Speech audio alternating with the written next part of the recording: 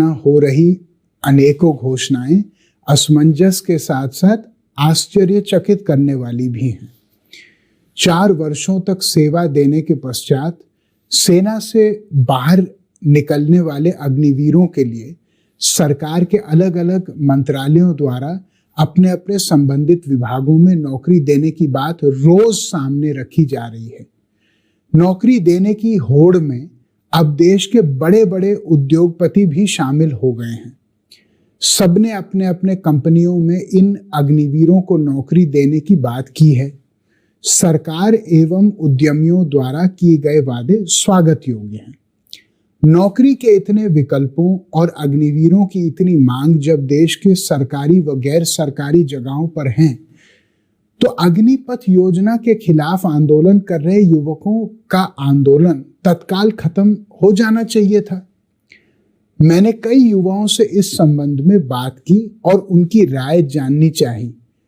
युवा इन आश्वासनों को लेकर उदासीन हैं और उसके अपने तर्क हैं कि जो कि सरकारी आंकड़ों पर आधारित हैं। आंकड़े पूर्व सैनिकों के प्रति सरकारी उदासीनता का परिचय देते हैं। सरकार के 34 विभागों में ग्रुप सी के कर्मचारियों की कुल संख्या 10,84,705 है।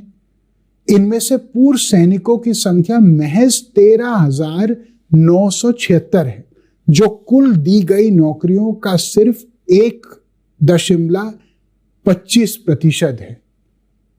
वही इन 34 सरकारी विभागों में ग्रुप डी में कुल 3,25,265 भर्तियां हैं, जिनमें से पूर्व सैनिक मात्र 8,442 हैं।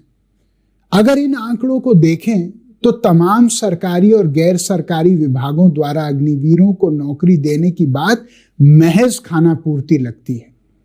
सरकार अगर अग्निवीरों को नौकरी देने के लिए इतनी ही गंभीर है तो वो ये भी बताए कि देश में 1 करोड़ से भी अधिक सरकारी पद रिक्त क्यों हैं। युवाओं ने यही सवाल देश के उद्यमियों से भी किया है। मुझे पूरी उम्मीद है कि युवाओं को इसका जवाब जरूर मिलेगा और उनकी परेशानियां हल होंगी। साथियों, किसी भी तरह की तोड़फोड़ या उग्र प्रदर्शन के लिए हमारे लोकतंत्र में कोई स्थान नहीं है। सेना ने यह साफ कहा है कि जिन जिन युवाओं के खिलाफ प्रदर्शन के दौरान पुलिस एफआईआर दर्ज करेगी, उन्हें आर्मी में बहाली नहीं मिलेगी।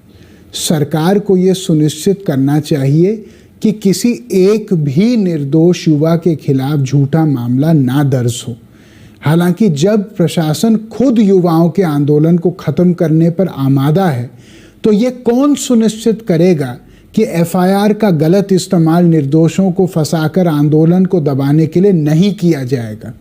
संबंधित माननीय न्यायालयों और सरकारों से उम्मीद है कि वो इस दिशा में भी गौर करेंगे। साथियों, आप अहिंसा के रास्ते पर चलकर अपनी बात सरकार तक रखिए। न्याय अवश्य होगा।